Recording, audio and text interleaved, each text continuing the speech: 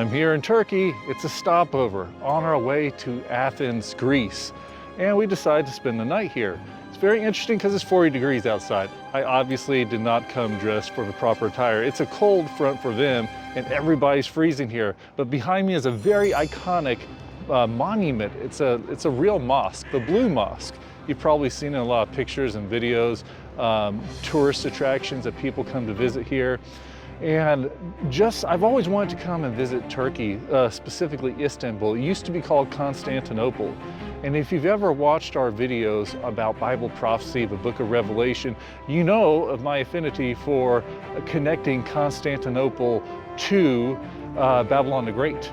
And if you want to see more details about that, you can look up our series, Roadmap to Armageddon, the episode called Babylon the Great, and you see where I find that connection of ancient Constantinople. It was the capital of the Eastern Roman Empire for so many years, and in the Ottoman Empire, everybody wanted a piece of this city. The city on the seven hills, it's a port city, which, you know, is very interesting because the Roman capital of all of the Roman Empire for 300 years was Rome, but that was such a short time in comparison to Constantinople, Istanbul today.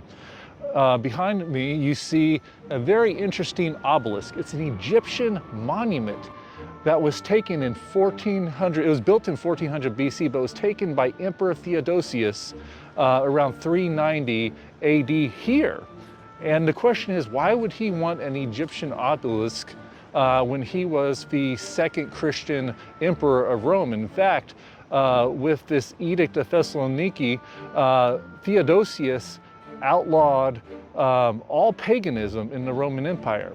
And it was suddenly a mandatory thing that if you were a Roman citizen, you automatically became a Christian. It was the greatest deception that Satan ever pulled out of his hat, to trick everybody into thinking they were Christians overnight just by having citizenship. There was no longer a decision of a heart. There was no longer a faith in Yeshua HaMashiach. And so the pagan monument, it's a very interesting thing to show that you have this obelisk that is a direct parallel to the minarets behind me, these prayer towers. Why are they all the same? Because these kind of monuments, these obelisks, were around from the beginning, the time of Nimrod, after the dispersion of Babel.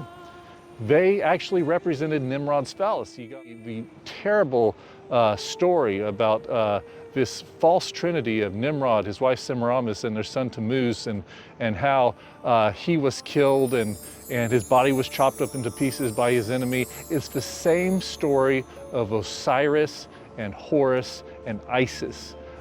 It's paralleled across all the mythologies of all the generations. So basically, it's a very perverse symbol that harks back to this very first world dictator and the only world dictator of all time, Nimrod, because as we know, the beast is never going to fully succeed at having complete world dominion during his time. He's going to try, but he's going to have some rebel nations that are going to fight against him. So I invite you to go watch the Bearded Bible Brothers classic Roadmap to Armageddon episode, Babylon the Great, and learn more about these Bible prophecies.